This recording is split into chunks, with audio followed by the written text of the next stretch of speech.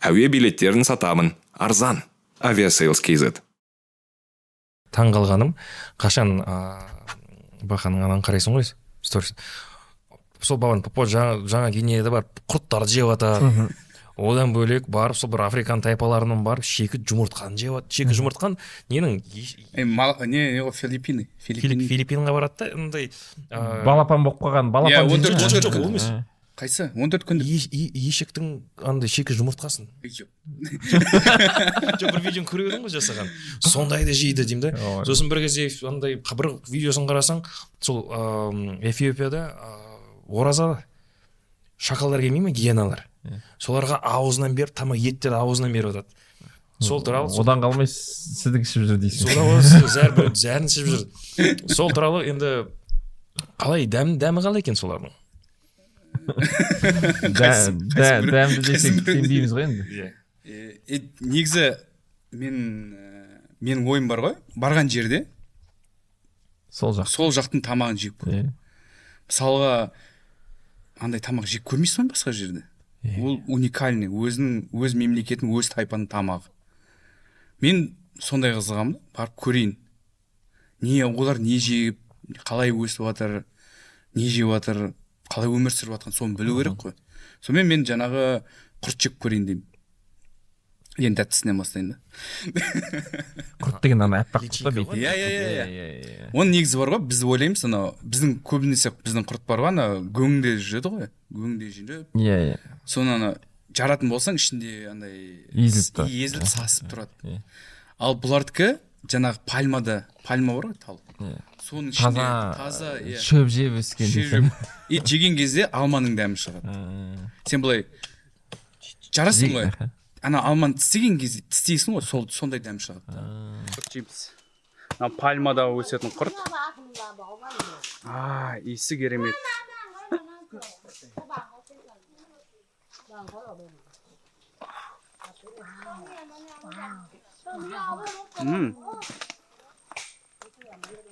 Алманың дәмі.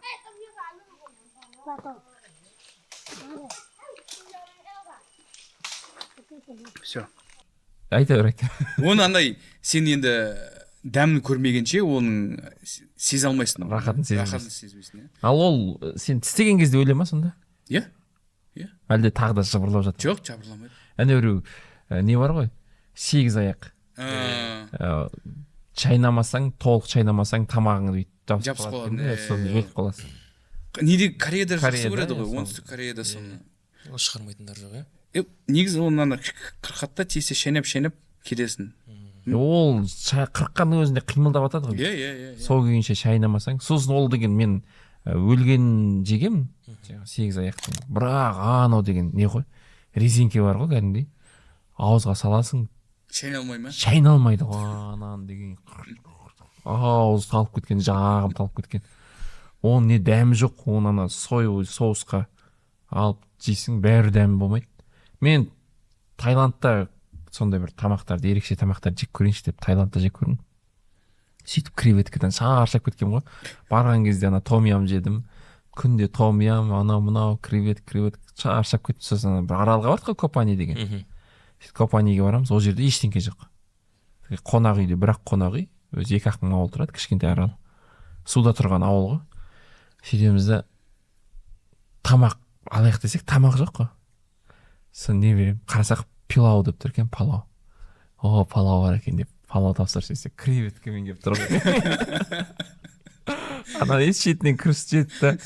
Біз ол жерде 3 күн жатамыз. Сосын ана кісі айтты, тамақ жемепсіңдер ғой. Айттық, ертеңнен бастап бізге жұмыртқа қуырып беріңіз деп. 3 күн бойы таңғы, түскі, кешкі ас жұмыртқа жейміз ғой.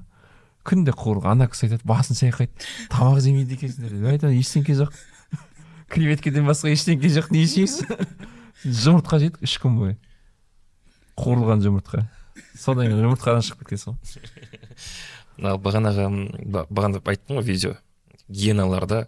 Ол айтам да, андай өлетін бала молаға жүгіреді дейді ғой. Эфиопияда тәлейің бар екен дейді ғой. Бір несі болып тұр ғой, қағып тұрған әйтеуір. Эфиопияда не бар екен, андай ауылдың атын қалдым. Деридава ма сондай. Сол ауылдың қасында тағы бір кішкене қала бар, оның аты ұмытып қалдым. Ол қалада кезінде мешіттер салған екен. Арабтар келген, көп мешіт салған.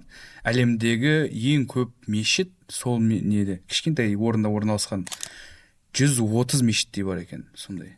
Оның мешіттің бәрі үлкен емес, кәдімгі бір хана. Бірақ бөлмелі. Әрқайсының әр түсі бар, номері бар. Соны жаңағы үйдегілер келеді да, соны кіріп жаңағы оқып кетеді. Ал оның тағы ол мешіттің басқа, жаңағы ол қалада шакалдарды үйретіп алған екен. Гиена шакал емес, ойбай. Гиеналарды үйретіп алған. Гиена дәу болады ғой? Иә, оның тістеген кезде бар ғой, жағы қатты. Нелердің бәрі содан қорқады ғой. Жаңағы Африканың нелері, гепард бәрі қорқады. Ол тістейтін болса, кәдімгі жібермейді. Біз ойлаймыз ғой, бульдог деген тістесе жібермейді деп, ана шакал вообще жырт жібереді екен. Гиена, ойбай, гиена. Сол гиеналарды үйретіп алған. Қалай үйреткен екен? Тамақ беріп үйреткен. Тамақ тастап тұрады екен оларға, жаңағы. Үйренген кезде гиеналарға нелерінде, дауылдарында, қабырғаларында тесік жасап қойған екен. Түнде гиена келеді, ауылды тасалып кетеді екен. Жаңа мусор жеп кетеді екен. Ана ет, тағым, нан бар ғой, соның бәрін жеп кетеді екен. Жеп кетеді екен, осылай гиеналармен не алады, достасып алған екен. Адамдар түнде далаға шықса қауіпті емес. Жоқ, кәдімгі жүре бересің. Ит сияқты жүре ме? Ит сияқты жүреді. Жанынан өтесің, дым қарамайды саған. Өзің тамағын жеп жүреді. Қарны тоқ қой. Қарны тоқ, иә. Сосын олар үйреткеннен кейін олар өздерінің несін беріп жатыр да. Көмегін беріп жатыр. Тістемейді. Кәдімгі жүре бересің. Сосын бізге айтады, гиеналар тамақ бересіңдер ма дейді. Берейік дедім. Сосын кеттік деп бізді апарды. Жаңа гиеналар бағатын семья бар екен өзі. Жаңа бағатын дегенде қарап жүретін. Тағым беріп тұрады екен, жаңа тағым ет бар. Ана не істейді екен, ана ет сойған кезде. Ал біз неге түсіп қалдық? Ораза күн. Олар да ораза ұстай ма екен? Нелер ғой олар? Гиеналар деген. Гиеналар тойып жүреді екен. Ораза кезде. Иә. Өткен тамақ кешке көп екен. Адамдар тастайды екен, ана не қылады екен. Сонымен бармаймыз ба? Барып, аналар тойып алған, кигісі келмейді бізге. Түн ғой, келмейді, шақырып жатыр. Әйтеуір біреу келді. Бейби деген аты бар екен. Соны ат қойып алған ғой. Әрқайсының аты бар. Жаңа ішінде 40 па сондай гиена бар. Бәрін таниды ана жігіт. Соны айтады, "Мен таяқты ал" дейді. Аузынан бересің ба, қолдан бересің ба дейді. Аузынан берейін дедім. Енді до конца барайын дедім. Сосын таяқты былай аузыма салдым, етті қойды, былай тартасың жаңағы, жанына келесің, жаңа гиена келіп аузынан тартып алады екен жаңа етті. Сонымен үфтет бір рет. Сосын қой қызық екен деп екінші рет тұрдым. Нормально. Андай үйреніп қалған екен кішкене. Тістемейтін еді ғой бұған дейін деп айтты. Бұған дейін тістемейтін негізі деп. Негізі ондай обал болды мына жігітке. Мен негізі солай ойлағам. Мен прикинь, сол жалғыз өлген адам сен болсаң дегендей. Қолтырауынға тамақ берді. Қысқасы анандай болады ғой.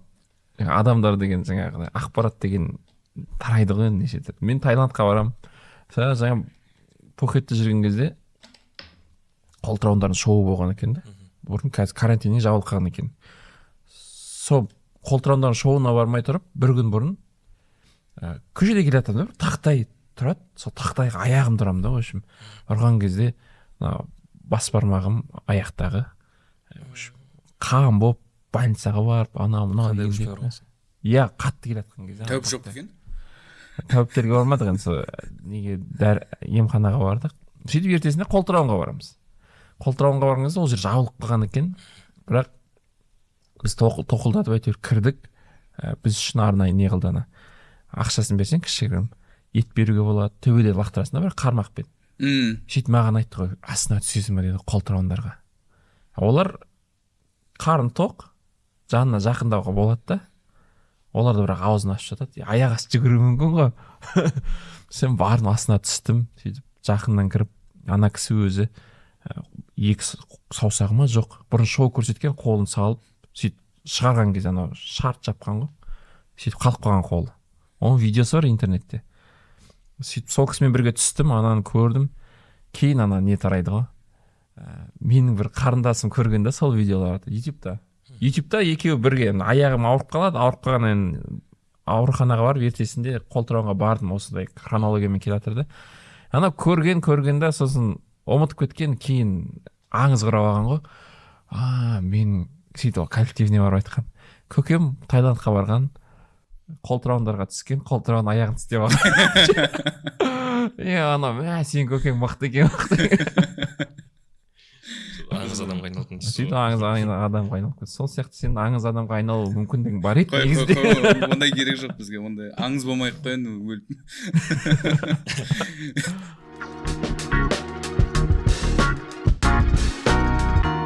Мысалға біз бәріміз үшеуміз де қазақша контент жасаймыз. Сонда көбісі комментарийде мынандай жазады. Мен мына жерге бармаушы едім, мына елге бармаушы едім, ана үйге бармаушы едім. Пікірде сөйтіп жазатындар көп, е? Мына елге бармаушы едім, ана үйге бармаушы едім. Әсіресе ол Үндістаннан қалған не ғой, травма ғой бұл да ше.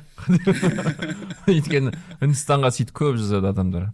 Бармаушы едім, Үндістанға бармаушы едім, Ауғанстанға бармаушы едім. Сосын анандай көп. Ақша төлесе де бұл елге бармайды. Жаңағы ақша төлесе де бүйтпеймін, сөйтпеймін деп. Сосын мен айтамын да, неге сен өзің шектейсің? Жаңағы баспаймын деген жерін 3 рет басады дейді ғой. Сосын сен мысалға енді болашақта не күтіп тұрған білмейсің ғой өзіңді. Сен шетелге шықпай жатып өзің шектеп жатсың да, мен ана елге бармаймын, мына елге бармаймын, сөйтіп ақырын таралтып жатсың да, мүмкіндігін сөйтіп алдың. Ең соңында Европаға қалды, Европаға барасың, қайтасың, болды. Немесе Түркияға барасың, Мысырға барасың, қайтасың. Бармай-ақ қой. Бірақ оны үйтіп мен бармаушы едім, ақша төлесе де бармаушы едім деп айтудың қажеті қанша. Үйтіп өзіңді шектеме деймін да. Адам өзін шектеу сияқты өзін, шек қойып жатсың өзің. Шектеу қойды. Содан кейін бір өте қатты ұнамайтыны маған.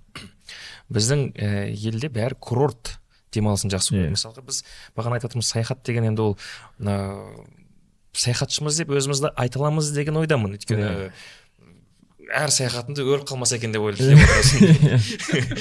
Әр саяхатында гиенаға не беріп жүр дейсің. Ана жақта қол тұрауындар. Сен болсаң ана жақта Ауғанстанға кетіп талибтермен отырған. Енді ол енді бір қорқыныш қой енді. Бір ұйықтасаң түсіне кірмейтін нәрсе ғой негізі бүйтіп. Ақша төлесе де бармайтын нәрсе ғой дейсің. Сол. Сөйтіп біздікілер көбінесе сол саяхат дегенде сол Турция, Дубай, Мальдиваға барам, ондай болса бір Грузияға барып қайтамын, болды, сол жетеді деп айтады. Мысалы, көбісі курортный роман деп кетеді. Курортный демалысты өте қатты жақсы көреді. Келіп, жатып, кетіп қалу. Ол енді менің ойымша ол саяхатқа жатпайды. Неліктен деп сөйтіп не үшін сондай жақсы көреді деп ойлайсыздар? Сонда деймін. Онда жаңағы сұрақтан жаңағы алдыңғы әңгімемен бір байланыстырып біраз айтып жүресің ба? Сен өйткені мысалға сенде ондай ел бар ма, мысалға бармаймын деген? Жоқ, мен өзім шектемеймін ғой. Мен шектеуді жаман көремін негізі. Анау адамдар бар ғой, гороскопқа сенетіндер бар ғой. Мысалы, гороскопты оқыған кезде, гороскоп шектейді ғой. Сен жақсысың, мынандайсың деп шектеп жүреді. Мен ондай жақсы көрмеймін. Ашықпын. Мен наоборот, маған бар десе, ақша төлеймін десе, кете беремін. Наоборот, спонсор іздеймін. Бар ма спонсор болса, спонсор. Кәдімгі төлей берсе, кете беремін мен. Шектеу керек жоқ адам. Ақшаң бар жоқ болса да, өзіңді шектемеуің керексің. Ана ауылға шығып, басқа ауылға барып келу керексің. Немене Қазақстанның астына басқа мемлекеттер жоқ па? Қырғызстанды айтшы. Тауларды айт, Өзбекстан тамағын айт, Тәжікстанды айт. Не жоқ, бәрі бар. Монғолияға барсаң, қазақтарға барсаң, өзің нең көресің. Ата-бабаларың қалай, мәдениетін көресің бұрынғы. Қазақстанның қайдан табасың оны, мысалы. Сондайда шектемеу керексің өзіңді. Шықпай жатып шектейді ғой адамдар сонда өздері, көрдің бе? Ол ана мидағы шекарадан аса алмай тұр ғой. Шықпай жатып өзін шектеп жатыр. Ал ертең меніңше ол шыққаннан кейін ойланатын сияқты, бекер шектеппін ғой деп. Мысалға менде көп адамдар жазады жаңағы, ой мен даже үйден шықпаймын ғой дейді, ауылдан шықпаймын ғой дейді. Шығып көрсей, сен ұстап тұрған ешкім жоқ. 10 мың теңге кете ма, 5 мың теңге кете ма, таксиге жетіп ал. Көрші ауылға автостоппен жүрміз. Менде таныс балдар бар. Ақшалар жоқ, бірақ саяхаттайды. Не саяхаттайды? Үстіне жаңа рюкзагы бар, өзін автостоп істейді. Көп жерлерге барып қайтқан. 15-20 мемлекетке. Бір жерге жетіп алған, ақша ар жағына уже автостоппен кете берген. Сондай да? Просто олар ойлайды да ол қиын деп. саяхаттау қиын деп ойлайды. Саяхаттау қиын, бірақ қиындығы бар ғой оның. Қиындығы бар, әр нәрсенің қиындығы бар. Бірақ оның ләззатына бір кірсең, одан шыға алмайсың, тоқтай алмайсың. Қайта саяхаттан келіп тұр. Ал енді жаңағы курорттық демалыстарға келетін болсақ, ол қатты жұмыс істегеннен кейін сол үшін барады ол жерге. Негізі ол енді жылына бір керек сияқты да ол дүние. Бірақ екеуін қатар алып жүрсең тіпті күшті. Мысалға менде болады кейде бір Түркияға барып, жағажайда жатып, ол инклюзивті алып алып, тамақ үш уақыт тамағын жеп, туалетке бармайды. бассейнге түсіп жатсаң ғой деп ше. Бірақ сөйтіп ақырын барамын дейсің да, сөйтіп таңдау келген кезде анаған кетіп қала бересің ғой қайта. Ауғанстанға ше. Сондай нәрсе қызық болып кетеді. бір рет көргеннен кейін қызық болады. Өзіңді бағана көргенде өзіңді шын саяхатшы ретінде сезінесің ғой. Өзің кетіп қалған кезде мысалға бәрі дайын тұрған нәрсеге барсаң қызықсыз сияқты. Сол өзің барып дикарем дейді ғой, дикарем дей ма? Қазақша қалай дұрыс болады? Жабайы саяхат. Жабайы саяхат мысалға Ауғанстанға барып, неліктен мені мысалға Үндістан өте қатты маған ұнап қалды. Өйткені Үндістанға барған кезде мен басқа елдерде көрмеген эмоцияны алдым. Ол жаққа барған кезде енді кәдімгідей барып тамағын жейсің. Мысалға Европада біздікіндей, мысалы жүресің, архитектурасы әдемі екен, мына жақта андай, мына жақта мынандай екен, айырмашылық осында. Бірақ сондай елдерге бір саяхаттаған кезде ішінде кәдімгідей бір саяхатшының сезімі туылатын сияқты. Сол Ауғанстанда да сондай болған сияқты сізде. Келсем, неизведанный нәрсені өзің бір нең іштей бір қанағаттанасың ғой. Ана жаққа барып келгеннен кейін, жаңағыда елдерде келгеннен кейін іштей бір қанағаттанып, рахаттанасың да. Жақынырақ микрофонға. Іштей бір қанағаттанасың ғой сондай елдерге барған кезде. Мә деп андай бір қалай айтсам, осыдан бұрын дегенде де саяхатты да тек сонша көп жыл бұрын бастаған жоқпыз ғой. 25 жасымда мен сондай бір саяхатшы кісілерді көрген кезде 20 елге бардым, 30 елге бардым деп мә ойлайтын. Қалай ол мүмкін емес қой деп ше. Мидағы шектеу ғой. Сөйтіп қазір сол саяхатшы кісілермен теңесіп қалдық қой ақырындап. Ол кісілер де мә мықтысың ғой деп айтатындай жағдайға жеттік та. Ауғанстан сияқты елдерге барғанда енді ол бір өзіңе дәлелдеу де шығар бір шетінен. Сөйтіп қарасаң ол біреудің арманын орындап жүр екенсің да сен деген. Біреу оны тек армандап қойды, ал сен соны жүзеге асырып жатсың. Сол себептен іштей қанағаттанасың. Мә керемет қой деп. Мынау кинодағыдай өмір ғой деген сияқты, бір кітаптағыдай өмір ғой деп. Сен соның кейіпкерсің да. Өте әдемі айттың. ТикТокқа кететін вырезка ғой, білесің. Сол ғой. Қанша миллион жинайды? Дұрыс айтасыз. Осылар кімге сұхбат беріп отырады деп жазады ғой. Адамдар негізі бірнеше неге бөлу керек та. Бірінші бөлінеді та солай деп айтайын. Біріншісі жаңағы қатты шаршап жат баратын демалысқа баратындар, пляж деген сол ұнайды оларға. Жатады, демалады, тамағын жейді, кайф. Екіншісі олар кішкене жастау, сосын аяқпен көп жүргісі келетіндер, басқа мимен демалатындар бар ғой. Пляжда сен денемен демаласың, ал Европа басқа жаққа баратын болсаң, мимен демаласың да, сен басқа жаңа культура аласың. Ал ар жағына үшінші категория ол уже да андай да. Күрделірек. Олар қандай жатуың керек жоқ. Трэш керек қой. Оларға трэш керек. Олар адам өліп жатыр, жанып жатыр, бір ит жеп жатыр, ананы жеп жатыр деген ұнайды оларға. Жүре береді сондай. Бірақ категориядан категорияға өту керек та. Мысалға менде кейбір кезде ойлаймын, неге мен жатқым келмейді деп. Кейбір кезде жатқым келеді. Бір күн жатамын да тұрып кетемін. Сондай да. Ал екінші категорияға өтем. Мен кезінде екінші категорияда болғам. Европа дей ма, ақш дей ма, жүріп далада көріп шығасың. Одан кейін шаршап қалдым одан. Уже Европаның қалаларын көріп шықтым. Көп қала көргем. Өзіме маған бірдей болып көрінеді да. Қамал десең, қамал жақсы көретім кезінде. Әр қамалға барып, көріп, суретке түсіп, топ-10 мира қамалдарын көріп, жаңа Европаның тойып, одан кейін айттым, қой, қамалды көргім келмейді, уже мына жерінде тұр деп. Содан үшінші категория өтіп кетті. Тайпалардың арасында жүрмін. Кейбір кезде тайпада надай болып кетеді, 15 күндік саяхатқа кетіп қалсаң бар ғой, шаршап кетесің, тайпаны көргің келмейді. Бірақ тайпа қызық болатын болса, қызық тайпа да бар, қызық емес тайпа да бар, да. Қызық емес тайпада ұйықтап жатасың демалып. Қызық тайпа болса, арасына түсіп билеп жүресің ғой, биігеріп кетесің ана. Ең қиыны, мысалы 3-ші категория өтесің ғой. Сөйтіп кейде болып қалады бір екінші, бірінші категорияға өткен кезде анау қызық болмай қалады ғой. Сен бардың, Түркияға барасың мысалы, немесе Грузияға барасың, барасың ішің пысады ғой ана. Ана гидтің әңгімесін тыңдағың келмейді. Ана нәрсенің бәрін қабылдай алмайсың да. Өйткені сен ана жақты көріп тастағансың ғой. Саған сол ұнайтын болғандықтан, мына жерде 1-2 күннен кейін ішің пыса бастайды. Ана мен ойламаппын шетел өтпейді деген нәрсе болады деп ше. Шетел өтпейді миыңа ше, барасың. Экшн жетпейді, бір нәрсе керек. Сөйтемді Әзербайжанға барғаннан кейін пароммен қайтамыз дейміз, Каспийден. Пароммен қайтамыз ғой екеуміз.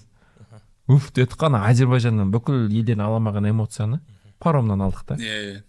Қанша сағат жүреді екен сол паром? 22 сағат. Өтірік айтамын. 36 сағат жүрді. Иә. Ұнады ма? Күшті болды. Ұнады, күшті болды. Рекомендация. Иә, болады, көруге болады. Тек дауылға түсіп қалмасаң болды. Дауылға түссең біттің ғой. Не?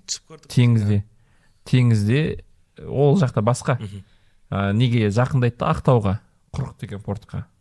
Дауыл басылғанша сол жерде тұрады ғой. Күтіп тұрады десең. Біреулер 3-4 тәулік тұрған ғой сол жерде. Интернет бүйтіп айналған кезде ұстайды. Қызық болыпты ғой. Біз әйтеуір жетіп үлгердік. Біз жеткеннен кейін айтты ғой, дауыл басталып жатыр. Үлгердің деп.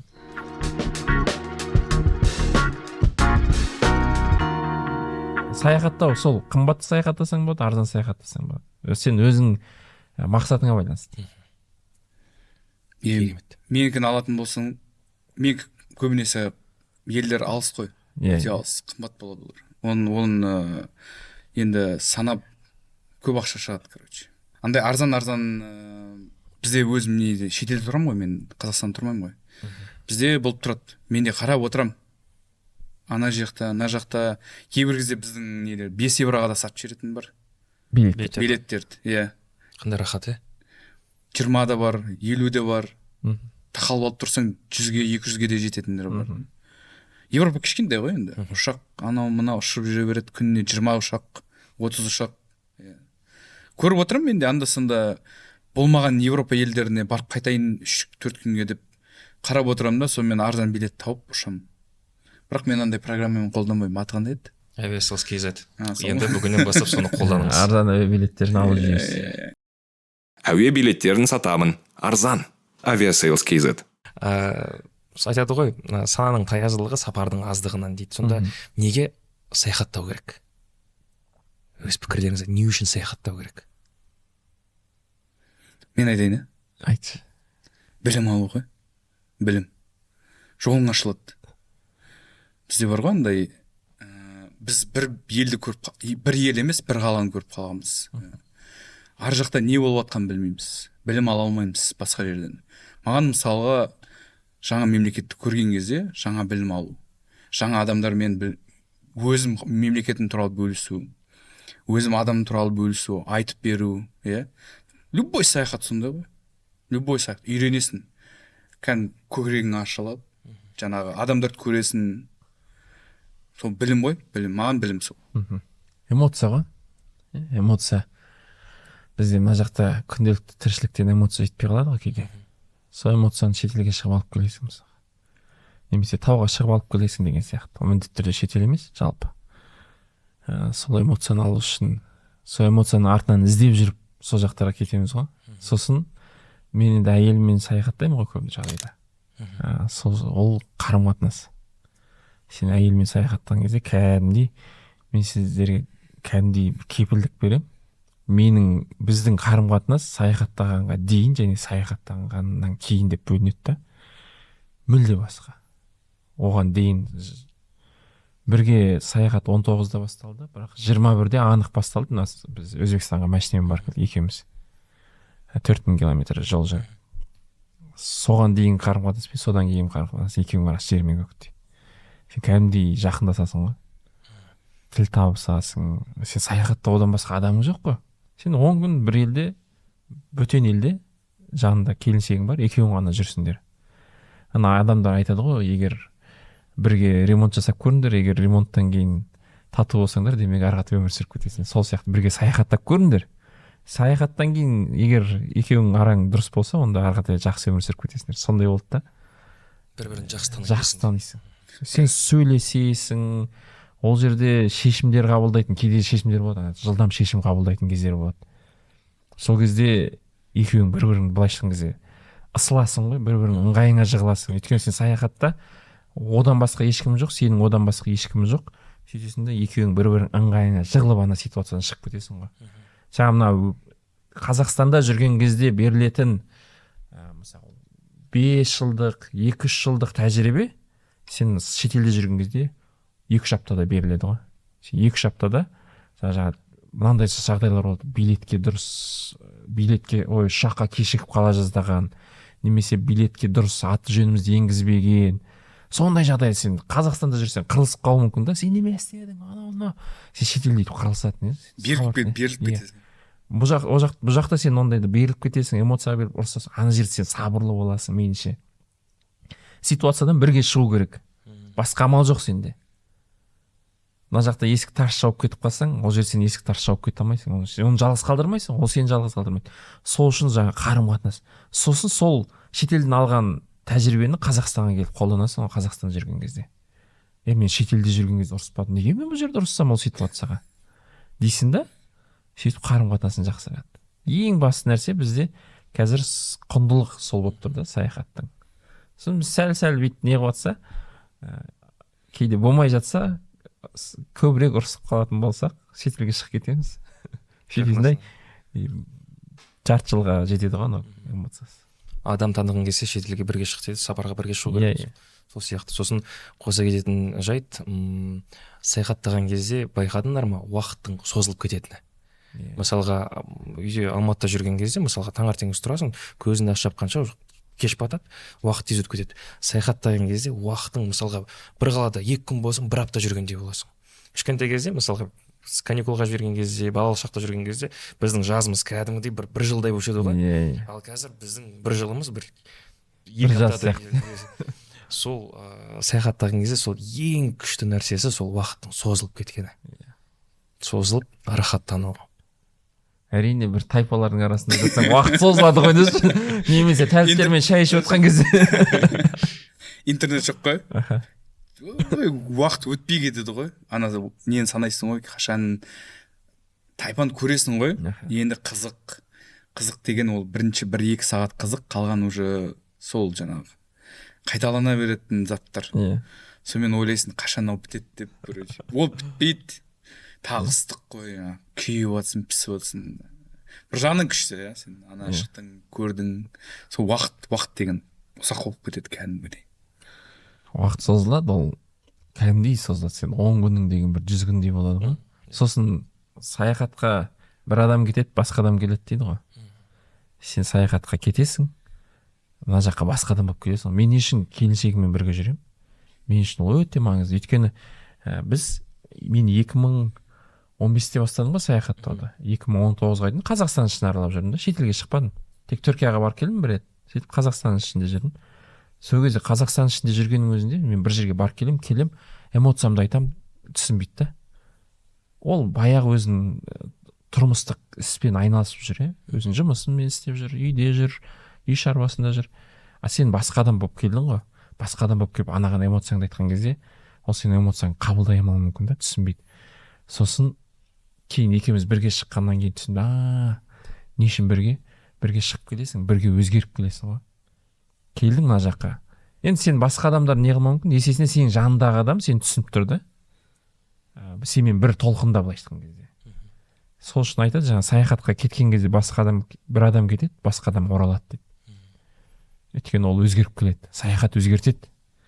Сен шынымен де 10 күнде үлкен тәжірибе алып қайтасың. Қанша адаммен кездесесің, қанша адаммен сөйлесесің, қаншама мәдениетті бойыңа сіңіресің. Көзқарасың өзгереді. Мынандай екен ғой, мындай екен ғой, андай екен ғой. Бұрын бір ел жайлы басқаша ойлайтын болсаң, сол ел көргеннен кейін басқаша ойлап қайтасың деген сияқты. Санаң өзгереді ғой. Келсем. келісемін 100%. Қосатын сөз де жоқ қой. Сондықтан Саяхаттау керек. саяхаттаған кезде де жанындағы серігіңмен бірге саяхаттау керек. Жолдасыңмен.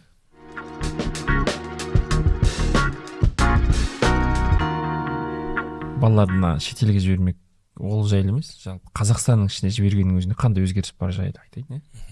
Мен қызымды, 9 жастағы қызымды сыныбымен 9-да Астанаға жіберді 3 күнге. 3 күннен кейін жаңағы басқадан болып оралады дедік қой. Басқадан болып оралды ғой қыз. Кішкене өзіне ұқыпты, өзінің заттарын кішкене өзі жинап, реттеп ше. Ойлайсың да, қызым өсіп кетіпті ғой деп.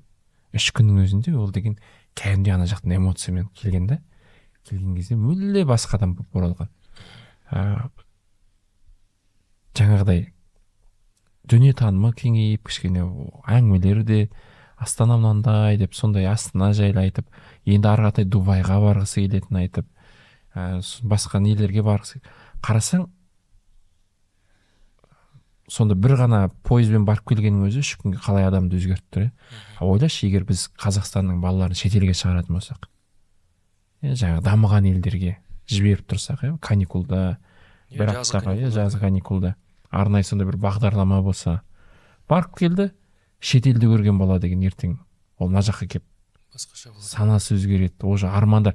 Біз бұрын сендерде болды ма болмады ма білмеймін, мысалға мен де мектеп бітірген кезде Алматыда оқығанның өзінде шетелдегі оқуға түсу, шетелде өмір сүру деген сияқты бір арман болмапты да. Ондай ойда болмаған ғой. Өйткені сен шетел көрмегенсің, шетелге ешқандай туысқаның шықпаған. Ол кезде интернет жоқ. Содан ондай бір ондай талпыныс жоқ. Ондай ойлау туралы ойда болмаған ғой былайша айтқан кезде. Сен миыңа қонбаған ғой дәнші. Сөйттік та Қазақстанда оқуға түстік, кейін барып сол бір адамдармен, жаңағы саяхатшылармен танысу арқылы бір аяқ асты бір сондай жағдайлар болып, бір кісілермен танысып, сөйтіп, сонымен саяхатшы болып кеттік қой. Кейін ойлап отырмыз, неге сол кезде мен шетелге оқуға түспедім? Неге мен мысалға Ұлыбританияның, ақш-тың оқуларына, болашақ бағдарламасымен соған талпынбадым деген сияқты. Ал қазіргі балаларды егер бір рет шетелге сөйтіп шығарып келсең, олар миына сондай бір ой келеді ғой, тық. Шетелде білім бар екен ғой.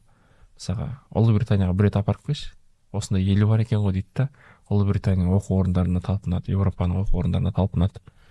Оның санасы мүлде басқа болады да. Ол қазір 5-6 сынып деп біз оған бүйтіп қарауымыз мүмкін, салғыр. Бірақ ол 5-ші сыныпта сен дән егіп қойсаң, ол 11-ші сыныпта жерді жарып шығады дән деген. Сөйтеді өнімін береді. Европада бар ғой, бізде Голландияда тұрамын ғой. Сосын мектепке не қылады, программа болады кейбір кездерде.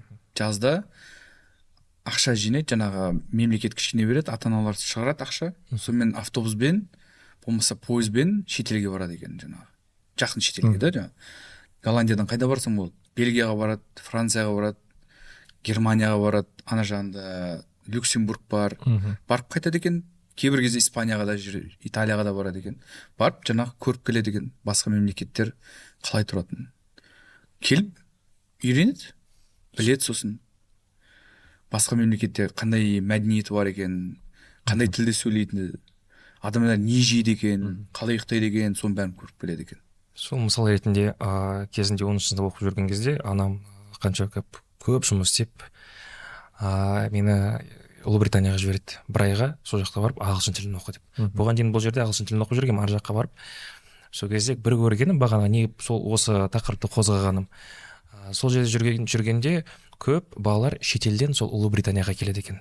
ақш-тан келеді, сосын Европаның қалаларынан келеді. Көресің, лагерь сияқты балалар өздерінің киімдері бар, жүреді. Сол қатты армандағым, неліктен бізде осылай, мысалға біздің мемлекетте мысалы көп ақшаны болмайтын жерлерге құя береді ғой, сосын дефицит жоқ дейді бізде. Мысалға сол қатты ойландым. Сол кезде, сол 14-ші жылы бардым, сол кезде метрода жүрдім, сосын метродан бөлек автобустарға ол кезде сол карточкамен ғана жүресің. Бізде ол кезде оңай деген әлі ашылған жоқ. Сол жақтан келіп, неге бізде ашпасқа деп сондай ой болған. Бірақ 2 жылдан кейін бізге келді.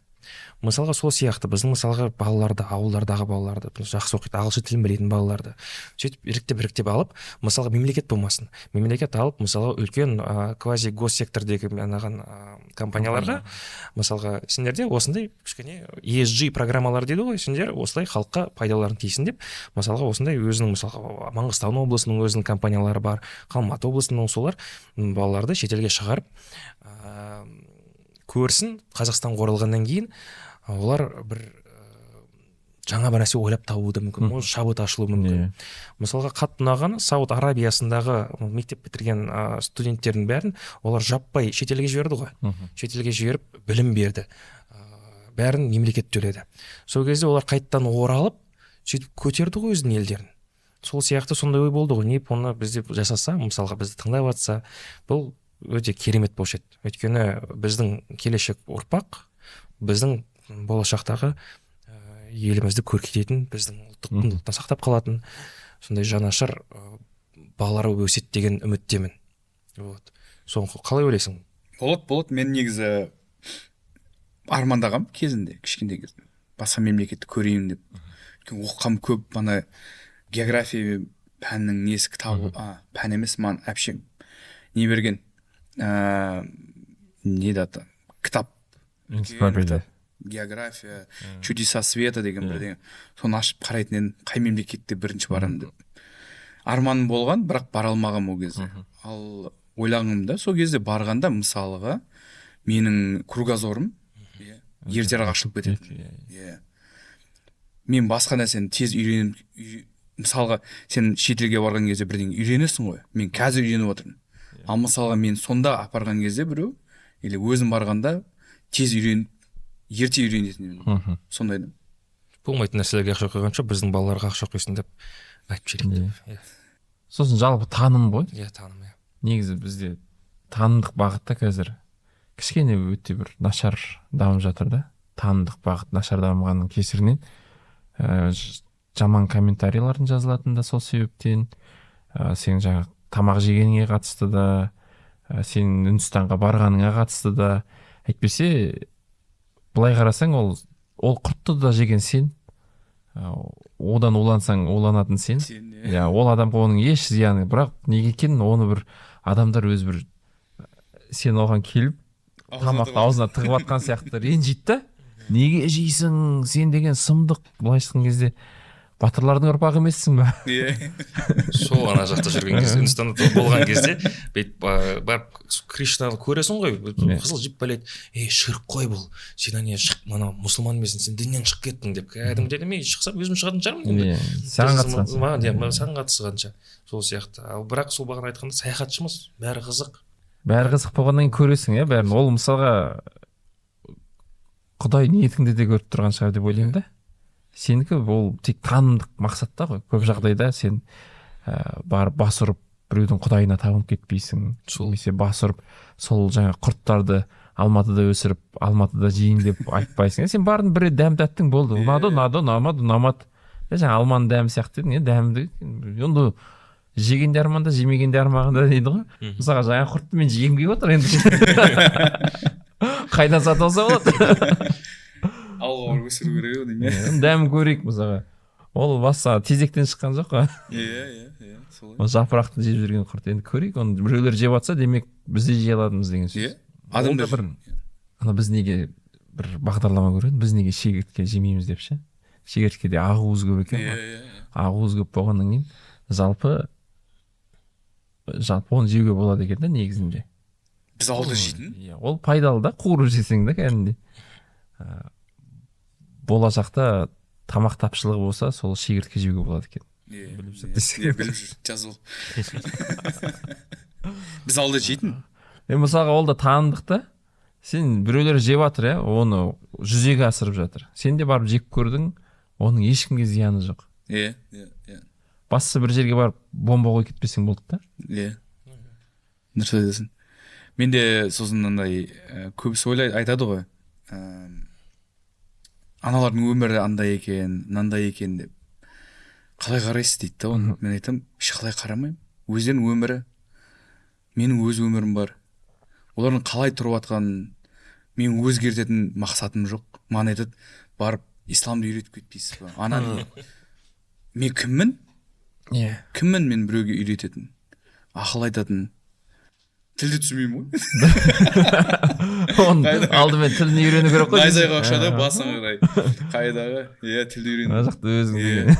Ол адамдардың бәрі өз өмірін сүріп отыр ғой. Ол жай ғана мысалға айтады, су бар екен, нағып жуынбайды деп. Енді жуынбатса, су болғандықтан, мысалы су болғандықтан себебі бар ғой жуынбаған. Мысалы судың ішінде су таза емес дегендей. Көп қой ондай нәрсе.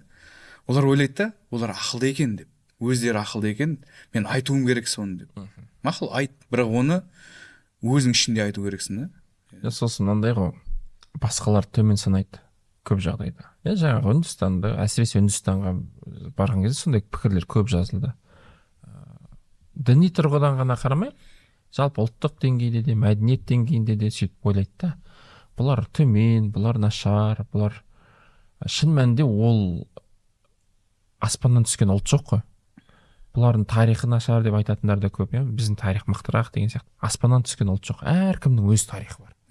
Қазіргі күй біз деген бәленбай мың жылдық тарихтың нәтижесі де. Біздің Қазақстан болып тұрғанымыз, олардың Үндістан болып тұрғаны, жаңа Африкадағы оңтүстік Судан болып тұрғаны, және сол суға түспеуі, аналардың адамды өртеуі, ол осы уақытқа дейін келген бір белгілі бір нәрселердің біздің жеп жатқан тамағымызда белгілі бір тарихи оқиғалардың себебі. Қазақтар басты не үшін жейді деп айтады ғой. Қойдың басы не үшін құрметті қонаққа тартады. Мысалы мен оны білмеймін де, этнографтар білетін шығар. Ал бірақ ол басқа мәдениеттер үшін ол жабайылық болып көрінуі мүмкін. Үнділер айтуы мүмкін, олар деген қазақтар деген ойбай. Ми палау olur деймін. Миын жейді ғой. Мысалы ми ең дәмді деп тұрып жейміз ғой. Мысалы құлаққа таласам мен әлі күнге дейін. Бізде таласам әлі күнге дейін құлағын бермесе ренжіп қаласың кәдімгідей, кішкентай балалар алып кетсе. Жақсы жер қазір кішкентай балалар құлақ жемейді. Сол әр ұлттың өзінің бір мәдениеті, тарихы бар. Осы уақытқа дейін жеткен, ата бабадан келген, оның әрқайсының өзінің бір себебі бар ғой. Сол сияқты жаңағы құрт жесін, Үндістан болсын, Африка болсын, оларға біздің бір нәрсе үйретуге құқымыз жоқ деп ойлаймын. Біз оны тек сырттай бақылап, мәдениетін көріп, және оған құрмет танытып, тамағын жеп, әндерін бірге айтып, әйтпесе ол біреудің аспабы біреуге нашар көрінуі мүмкін. Біз үшін домбырадан асқан аспап жоқ. Ал басқа бір ұлттар үшін домбыра деген ол жай ғана бір екі шегі бар таяқ болуы мүмкін. Олар айтатын, не дауыс шығарады мынау деп ше. Сөйтіп айтуы мүмкін. Бірақ олар сөйтіп айтса ренжіп қаласың ғой. Сол сияқты сен де біреуді ренжітпеуің керек. Өзіңдей көріп, анан бірге мәдениетімен биін билеп, секіретін отынан секіріп, мысалға. Ол сен 2-3 күндік ермегің.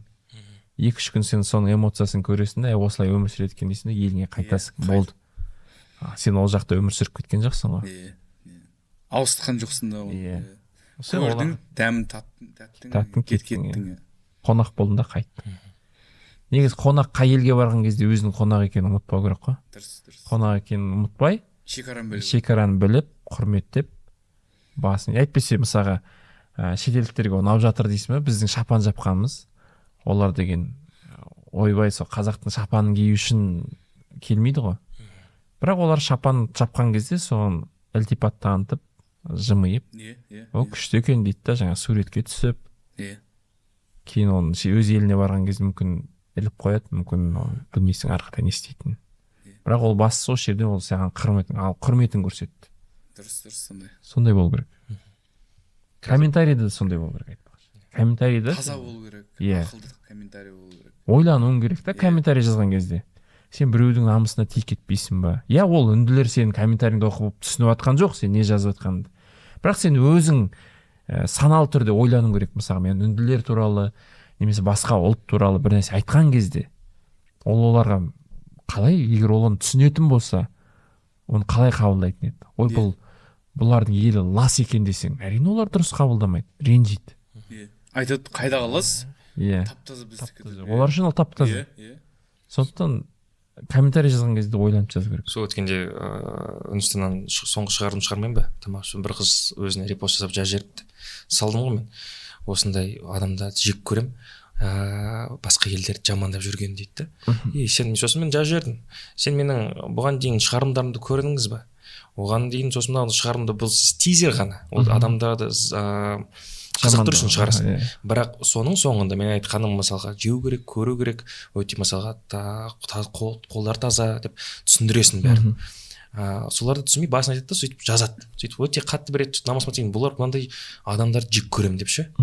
Қуыс кейде адамдарды дейді. Сосын ойланып қалдым, кішкене сосын жазып жібердім, ответ жазып жібердім. Сіз білдің бұған дейін барған Мумбайды қараңыз, содан кейін Джейпур, сосын қандай болды? Варанаси. Сол кезде бәрін түсіндіріп айтамын ғой, неге осындай болған екенін түсіндіріп. Қасында гид жүрді, өзі түсіндіріп жатады бәрін.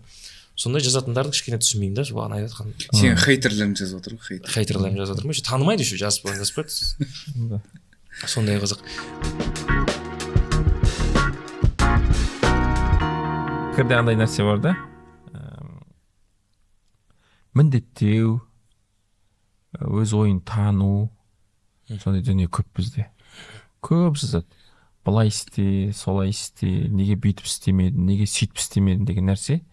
Кейбір кездерде болады, бір қатты ренжіп қалатын, ренжітетін пікірлер жазады да.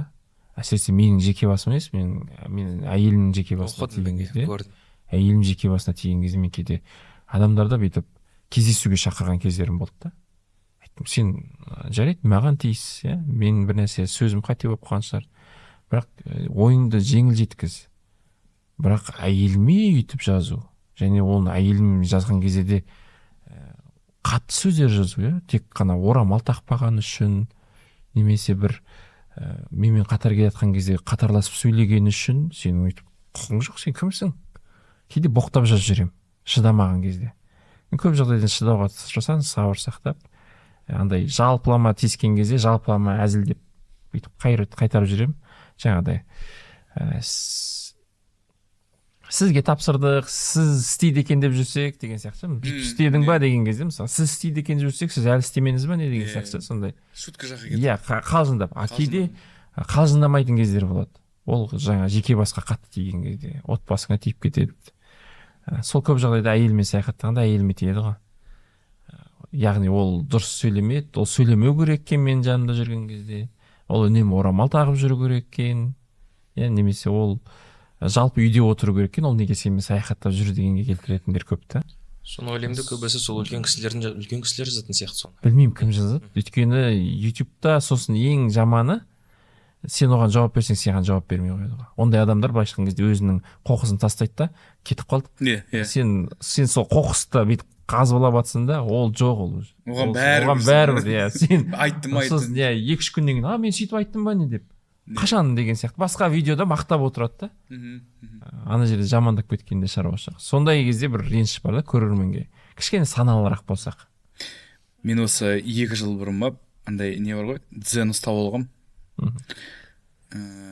Ұрысқым келмейді ешкіммен, санасқым келмейді. Бірдеңе біреу айтатын болса, былай ойлаймын да, басына жазам да сообщение, ответ жаңа қайтаруға. Сосын өшіріп тастаймын. Қойшы жазбай-ақ қойыншы. Өзім тынышпын, дүнием тыныш. Кім болсаң да, әйел болсаң да, еркек болсаң да бәрібір. Жазайын деп, жіберейін деп тұрған кезде жібермеймін. Өзім ұстап қаламын.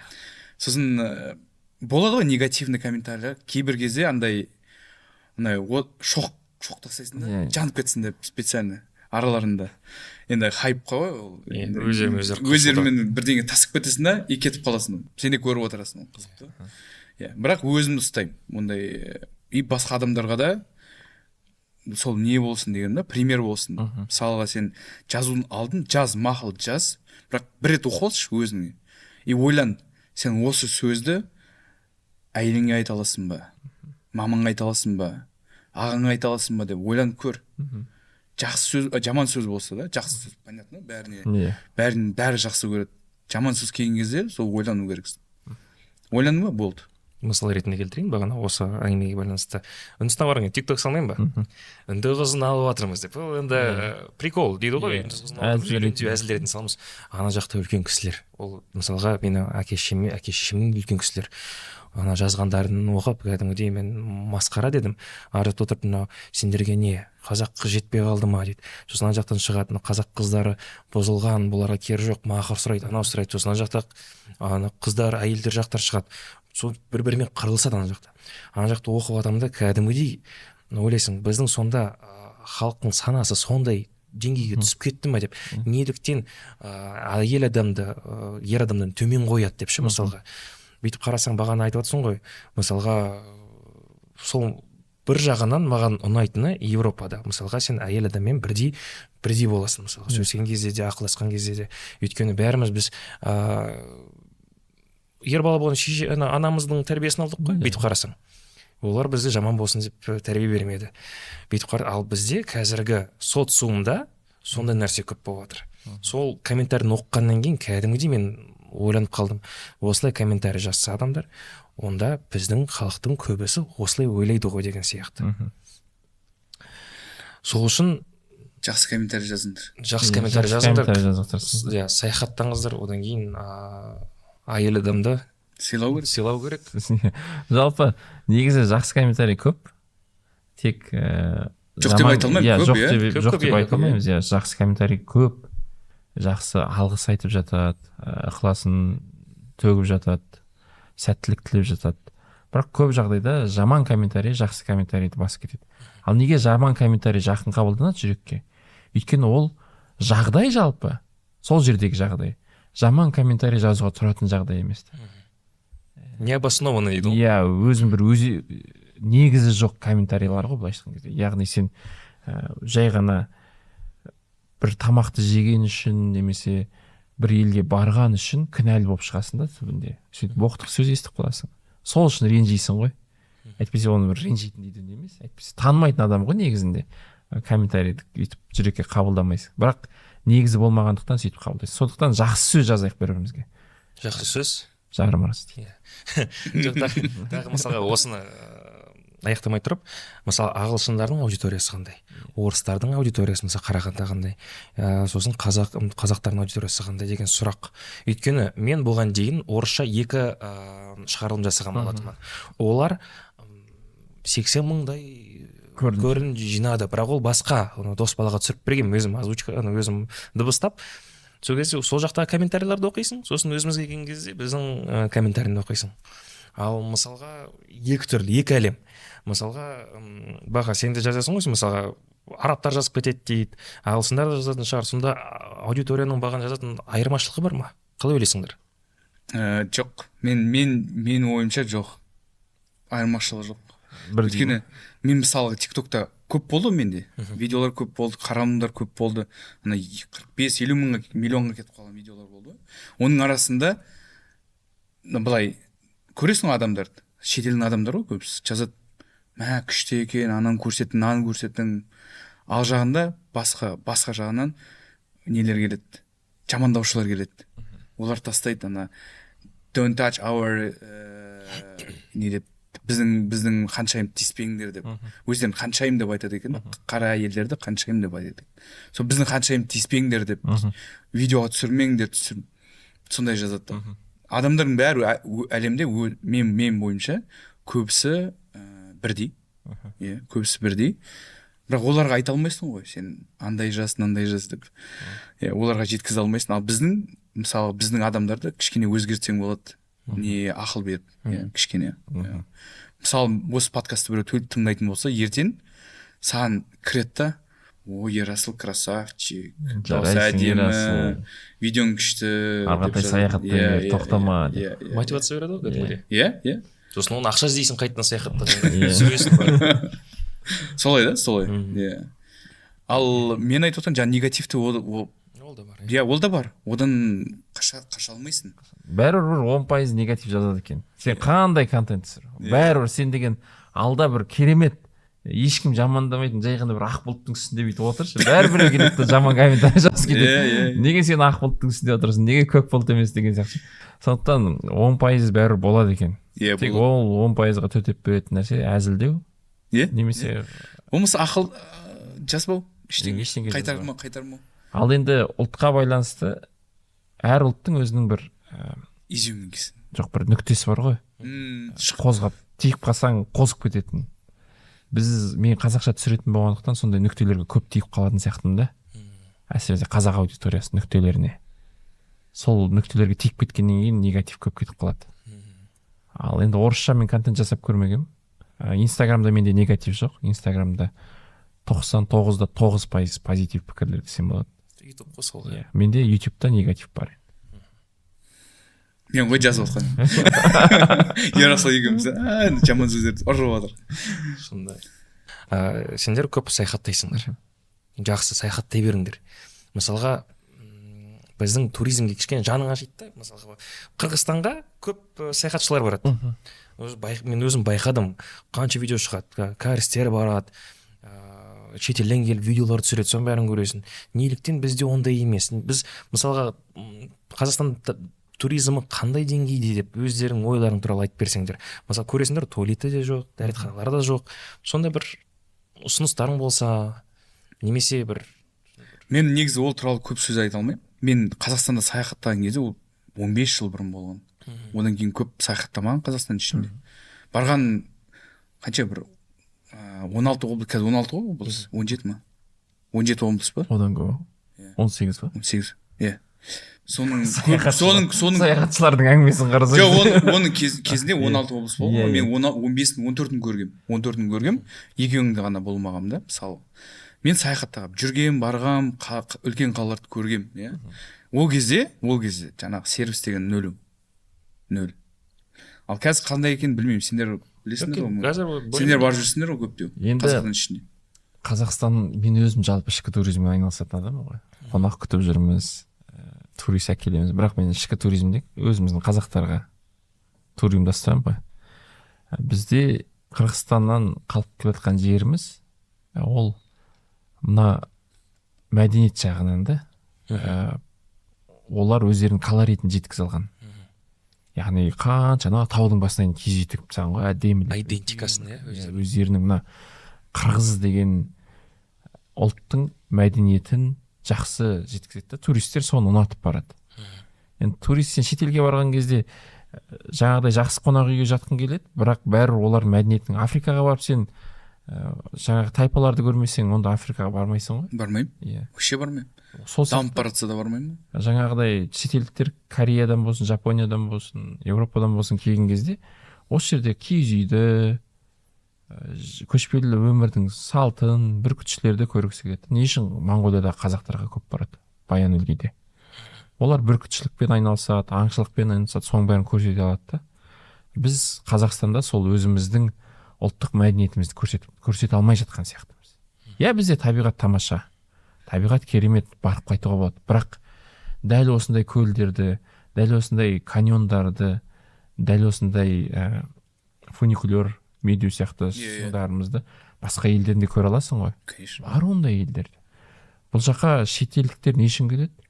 Қазақстанның, қазақ халқының мәдениетін көру үшін келеді. Бірақ бізде ол аз.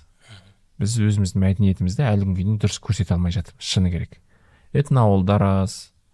Этноауылдан бөлек енді ашылып жатыр ғой, қазір ұлттық асханалар енді көбейіп жатыр ғой, жақсы жері. Бір соңғы 3 жылда шығар. Иә. Бірақ мысалға ауыл болып тігілген киіз үйлер, ондайлар жоқ қой. Көлсайға барасың, ол жақта жартылай, тіпті 80% қазіргі заманауи ғимараттар, 5-6 киіз үй тұр, бір-біріне қабаттасқан. 5-6 емес, 200 ба киіз үй, бір-біріне қабат ретсіз салынған. Сосын бізде кішкене жабайы туризм қатты дамып кеткен да. Андай бір жүйе жоқ. Жүйе болмағаны, мысалға Маңғыстауға бар, мүлде басқа. Оңтүстік Шымкент жаққа бар, мүлде басқа туризм. Алматыға кел, әрқайсысы әртүрлі деңгейде ғой. Турист келген кезде мына жақтан эмоциональный качели дейді ғой, сондай алады шығар. Алматыға келеді, анандай алады. Маңғыстауға барады, басқа эмоция алады. Сәл бір-біріне ұқсаса, турист шок болмайтындай, мәдени шок алмайтындай. Бірақ мәдени ләззат алатындай болса, керемет жақсы дамиды. Сол мысалға тағы бір өткенде Түркістанға мен де барып келдім ғой, бір апта бұрын. Қатты ойландым, мысалға 22 наурызда, Наурыз мейрамын біз оны ұлттық идентикаға айналдырса, мысалға якуттар, саха елдері өздерінің ысық дегені бар, олардыкіде біз наурыз сияқты, бірақ олар жазда жасайды. Олар сол кезде одан үлкен шоу жасайды да, өздері елдерінде. Мысалға біз наурызды, мысалы Орта Азияда ешкім шоу сияқты жасамайды. Шетелден келіп наурызды көру үшін, мысалға, Бразилияда карнавалға барып. Сол сияқты.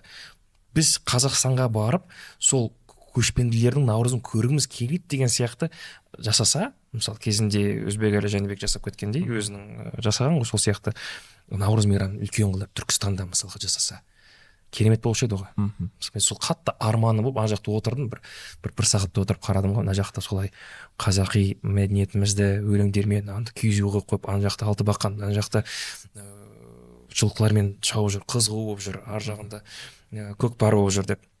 Соны жасаса, мысалға, шетелден көп турист келіп жүреді, именно сол наурызды көру үшін. Сонда бір арман болып кетті, енді сол арман бір жақын арада орындалса, туризм көп болады, туризм деген ақша деген ол халықтың әл-ауқаты. Сондай заман болып кетті ғой, сондай болса керемет болушы еді. Наурызды айналдыруға болады, бірақ уақытын сәл бүйтіп кішкене сәуірге қарай жылжытса. Жоқ, енді оңтүстікте жақсы ғой ауа райы. Сәуірде бар ғой, сәуірде де бір мейрам бар еді ғой, қазақтардың бір сәуірде ескі наурызы дей ма? Наурыз жалпы бір айға созылады ғой. Аны 14-ші наурыздан басталады батыста, Маңғыстауда, Отпантауда, от жағып сол жерде. Ол да керемет шара, Одан кейін сол неге жоқ, қазір бір апта мейрам, бірақ жалпы 22-ші сәуірге дейін созылып, бір ай толанады ғой.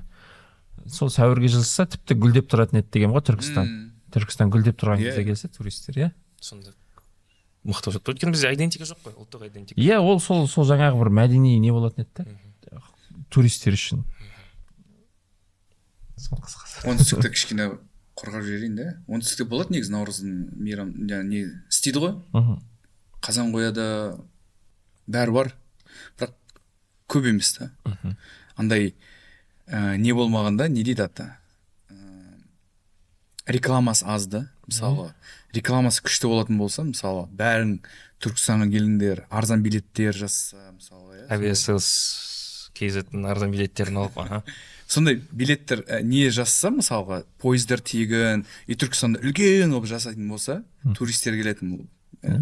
Сол күшті болатын. Тек сол тамаққа таласып, сондай болды ғой жағдай. Алма ұрлап, тамаққа таласып, тамақ үшін өлтіретіндей жағдай болмаса, жақсы болады.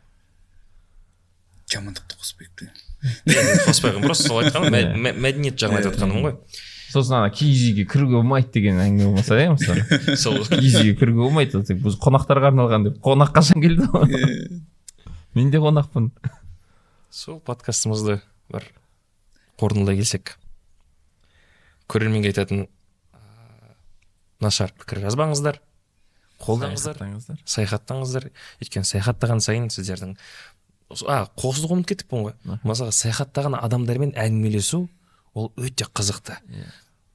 Мысалға Бақамен кездескен сайын біз кеше де отырдық, сосын қалада бір 2 сағаттай жай түнде 12-ден кейін жүріп әңгімелесесің. Біз қазір подкастта кішкене бүйтіп не қылып отырмыз ғой, өзімізді бүйтіп әңгімемізді шектепші, өзіміз ұстап жаңағыдай түр жасап алып дегендей ше. Ана жақта бұл жақта айтылмаған әңгіме негізі бұның сыртында қанша әңгіме айтылады да. Бүйтеді екен деген кезде бұл әлдеқайда қызық. Сондықтан әңгімелеріңіз көп болады саяхаттағанда. Бұл бастамасы. Айтпақшы осы жайлы айта кетейінші мен, қысқасы мен бұл саяхаттағанға дейін жалпы бір адаммен отырасың ғой, андай не әңгіме айтсам болады деп қатты ойланадым да. Кейбір адамдар құр үндемей 2 сағат жанында, мысалы машинеде отырасың, үндемей бүйтіп кетіп қаласың, барасың да бір жерге. Сосын танысқан бойда қоштасасың да, танысасың машинеге отырғанда, машинеден түскенде қоштасасың, ол адам жайлы ештеңе білмейсің, ол қандай сұрақ қоярын білмейсің, өзің жайлы не айтатын білмейсің. Сондай болатын да. Саяхаттап жүргеннен кейін қазір бір адаммен таныссаң, әйтеуір әңгімең табылады ғой. Әйтеуір бір нәрсе айтасың ғой оған. Өйткені сенде мына жерде не тұр ғой, көп эмоция тұр ғой. Ол айтпаса да сен айта бересің да. Мен кеше бүйткен кезде, сөйткен кезде, енді ол кейбір кезде бір мақтаныш сияқты оқамын, бірақ жалпы әңгіме айтқан жақсы ғой. Адам танисың. Сол саяхаттағаннан кейін әңгімем көбейді менің айтатын. Ең үлкен плюс сол болды. Сол саяхаттаған сайын әңгіме көп болады, көбейеді. Және мәнді болады. Мәнді болады, эмоцияң толып тұрады да, соны сен айтқандай бәріне жаратуың келеді, айтқың келеді. Саған айтам, анаған айтам, мынаған айтам, анаған айтам, бәрі білсін деп айтып отырмын. Бәрі білсін, көрсін деп. Сол жақсы. көп рахмет келгендеріне. Бұл біздің соңғы подкаст емес деп ойлаймын, өйткені жиналған сайын, келген сайын жаңа саяхаттар да болады, жаңа әңгімелер де болады, осылай жалғаса берсін. Бұл біздің бірінші подкастымыз, енді жалғаса береді деген ойдамын. Пікірлеріңізді жазып кетіңіздер, достар. Тіркелуді де ұмытпаңыздар. Саяхат таймға кіріп лайк басыңыздар. Пікір жазыңыздар. Лайк, комментарий. Бахадыр нижний пробел ма? Подчеркивание, соған кіріп қалдырып кетеміз ғой, жазып дос болайық. Рахмет көп.